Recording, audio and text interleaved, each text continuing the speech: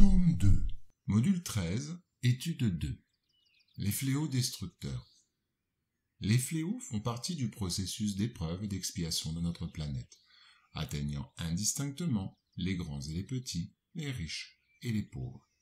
Jésus, connaisseur profond des nécessités de l'apprentissage humain, nous avertissait déjà dans le Sermon de la montagne, cité Saint Matthieu chapitre 24, versets de 6 à 8. Vous allez entendre parler de guerre et de rumeurs de guerre. Attention, ne vous alarmez pas. Il faut que cela arrive, mais ce n'est point encore la fin. Car on se dressera nation contre nation et royaume contre royaume, et il y aura en divers endroits des famines et des tremblements de terre, et tout cela sera le commencement des douleurs. Les esprits guides nous expliquent que Dieu permet que l'humanité soit frappée par les fléaux pour la faire avancer plus vite. N'avons-nous pas dit que la destruction est nécessaire à la régénération morale des esprits, qui puisent dans chaque nouvelle existence un nouveau degré de perfection ? Il faut voir la fin pour en apprécier les résultats. Vous ne les jugez qu'à votre point de vue personnel et vous les appelez fléaux à cause du préjudice qu'ils vous occasionnent. Mais ces bouleversements sont souvent nécessaires pour faire arriver plus promptement un ordre de choses meilleur, et en quelques années, ce qui eût exigé bien des siècles. En vérité, l'homme pourrait éviter la souffrance des fléaux s'il était plus prudent dans ses choix. Dieu, dans son infinie bonté, nous offre d'innombrables instruments de progrès. Mais comme nous sommes encore des êtres imparfaits, nous choisissons de suivre les chemins les plus ardus et difficiles de la vie. Dieu a donné à chacun les moyens de progresser par la connaissance du bien et du mal. C'est l'homme qui n'en profite pas. Il faut bien le châtier dans son orgueil et lui faire sentir sa faiblesse. Ainsi, les fléaux sont des épreuves qui fournissent à l'homme l'occasion d'exercer son intelligence, de montrer sa patience et sa résignation à la volonté de Dieu, et le mettre à même de déployer ses sentiments d'abnégation, de désintéressement et d'amour du prochain s'il n'est pas dominé par l'égoïsme. Il y a deux types de fléaux destructeurs, ceux naturels et ceux provoqués par les hommes. Parmi les fléaux destructeurs naturels et indépendant de l'homme, il faut ranger aux premières lignes la peste et d'autres maladies semblables, la famine, les inondations, les intempéries fatales aux productions de la terre. Les fléaux destructeurs provoqués par les hommes révèlent la prédominance de la nature animale sur la nature spirituelle et l'assouvissement des passions. Dans l'état de barbarie, les peuples ne connaissent que le droit du plus fort. C'est pourquoi la guerre est pour eux un état normal.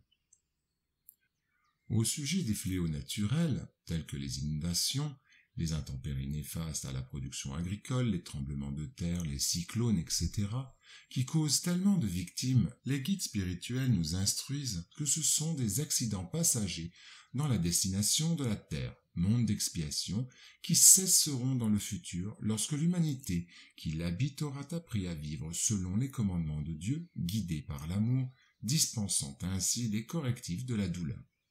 Ainsi, face aux besoins d'évolution, l'homme subit les fléaux qui font partie de la vie. Les fléaux naturels le surprennent, sans qu'il puisse les éviter malgré son intelligence qui lui donne les moyens de les prévenir et même de remédier à quelques-unes de leurs conséquences.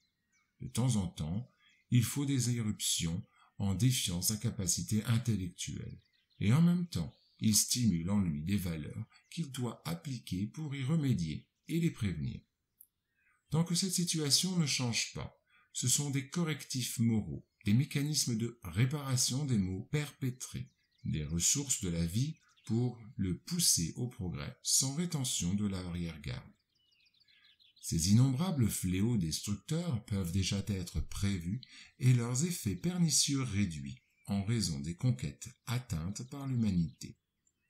D'autres, qui étaient des obstacles au progrès et à la santé, ont été minimisés et même vaincus, tels la fertilisation des régions désertiques, l'assainissement des zones contaminées, la correction d'accidents géographiques, la prévention des épidémies qui ont décimé des foules, détruit des pays et des continents entiers, et même, grâce au spiritisme, la thérapie préventive des obsessions qui dominaient des groupes et des collectivités. L'homme a reçu en partage une intelligence à l'aide de laquelle il peut conjurer ou tout au moins grandement atténuer les effets de tous les fléaux naturels. Plus il acquiert de savoir et avance en civilisation, moins ces fléaux sont dévastateurs et désastreux. Avec une organisation sociale sagement prévoyante, il pourra même en neutraliser les conséquences lorsqu'ils ne pourront être évités entièrement. Ainsi, pour ces mêmes fléaux qui ont leur utilité dans l'ordre général de la nature et pour l'avenir, mais qui frappent dans le présent, Dieu a donné à l'homme, par les facultés dont il a doué son esprit, les moyens d'en paralyser les effets. C'est ainsi qu'il assainit les contrées insalubres, qu'il neutralise les miasmes pestifères, qu'il fertilise les terres incultes et s'ingénie à les préserver des inondations, qu'il se construit des habitations plus saines, plus solides, pour résister au vent si nécessaire, à l'épuration de l'atmosphère. Il se met à l'abri des intempéries. C'est ainsi, enfin, que, petit à petit, le besoin lui a fait créer les sciences, à l'aide desquelles il améliore les conditions d'habitabilité du globe et augmente la somme de son bien-être. L'homme devant progresser, les maux auxquels il est exposé sont un stimulant pour l'exercice de son intelligence, de toutes ses facultés physiques et morales, en l'incitant à la recherche des moyens de s'y soustraire. S'il n'avait rien à craindre, aucune nécessité ne le porterait à la recherche du mieux. Son esprit s'engourdirait dans l'inactivité. Il n'inventerait rien et ne découvrirait rien. La douleur est l'aiguillon qui pousse l'homme en avant dans la loi du progrès. Les fléaux destructeurs provoqués par l'homme représentent, comparés aux fléaux naturels, une grave infraction à la loi de Dieu. Nous savons que, de toutes les souffrances de la terre, les maux les plus nombreux sont ceux que l'homme se crée par ses propres vices, ceux qui proviennent de son orgueil, de son égoïsme, de son ambition, de sa cupidité, de ses excès en toutes choses. Là est la cause des guerres et des calamités qu'elles entraînent, des dissensions, des injustices, de l'oppression du faible par le fort, enfin, de la plupart des maladies. Dieu a établi des lois pleines de sagesse qui n'ont pour but que le bien. L'homme trouve en lui-même tout ce qu'il faut pour les suivre. Sa route est tracée par sa conscience. La loi divine est gravée dans son cœur. Et de plus, Dieu les lui rappelle sans cesse par ses messies et ses prophètes, par tous les esprits incarnés qui ont reçu mission de l'éclairer, de le moraliser, de l'améliorer, et en ces derniers temps, par la multitude des esprits désincarnés qui se manifestent de toutes parts. Si l'homme se conformait rigoureusement aux lois divines, il n'est pas douteux qu'il éviterait les maux les plus cuisants et qu'il vivrait heureux sur la terre. S'il ne le fait pas, c'est en vertu de son libre arbitre, et en subit donc les conséquences. Mais Dieu, plein de bonté, a placé le remède à côté du mal, c'est-à-dire que du mal même, il fait sortir le bien. Il arrive un moment où l'excès du mal moral devient intolérable et fait éprouver à l'homme le besoin de changer de voie. Instruit par l'expérience, il est poussé à chercher un remède dans le bien, toujours par un effet de son libre arbitre. Lorsqu'il entre dans une route meilleure, c'est par le fait de sa volonté et parce qu'il a reconnu les inconvénients de l'autre route. La nécessité le contraint donc à s'améliorer moralement en vue d'être plus heureux, comme cette même nécessité l'a contraint d'améliorer les conditions matérielles de son existence. Ceci explique les tragédies qui, venant d'on ne sait où, s'abattent sur des individus et des collectivités. En vérité, ces souffrances douloureuses, qui prennent la forme de fléaux destructeurs, font partie de la programmation réincarnatoire et représentent, en dernière analyse, des mesures de réajustement spirituel devant Dieu. Ce sont des afflictions qui remontent aux actions du passé dans d'autres réincarnations. Cependant, en vertu de l'axiome que tout effet a une cause, ces misères sont des effets qui doivent avoir une cause. Et dès lors qu'on admet un Dieu juste, cette cause doit être juste. Or, la cause précédant toujours l'effet, puisqu'elle n'est pas dans la vie actuelle, elle doit être antérieure à cette vie, c'est-à-dire appartenir à une existence précédente. D'un autre côté, Dieu ne pouvant punir pour le bien qu'on a fait, ni pour le mal qu'on n'a pas fait, si nous sommes punis, c'est que nous avons fait le mal. Si nous n'avons pas fait le mal dans cette vie, nous l'avons fait dans une autre.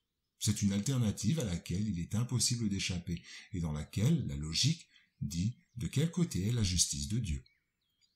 De tous les fléaux destructeurs provoqués par l'incurie et l'imprévoyance humaine, la guerre est certainement la plus douloureuse. Cependant, À mesure que l'homme progresse, elle devient moins fréquente, parce qu'il en évite les causes, et quand elle est nécessaire, il sait y allier l'humanité.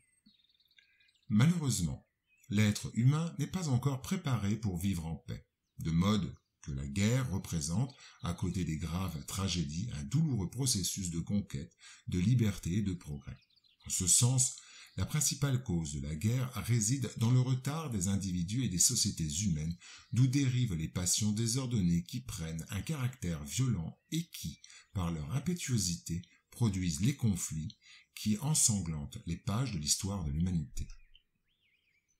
Dans le futur, quand la Terre passera définitivement dans la catégorie de monde de régénération et que la planète sera libérée des expiations, les guerres seront bannies. Mais cela n'arrivera effectivement que lorsque les hommes comprendront la justice et pratiqueront la loi de Dieu. Alors tous les peuples seront frères.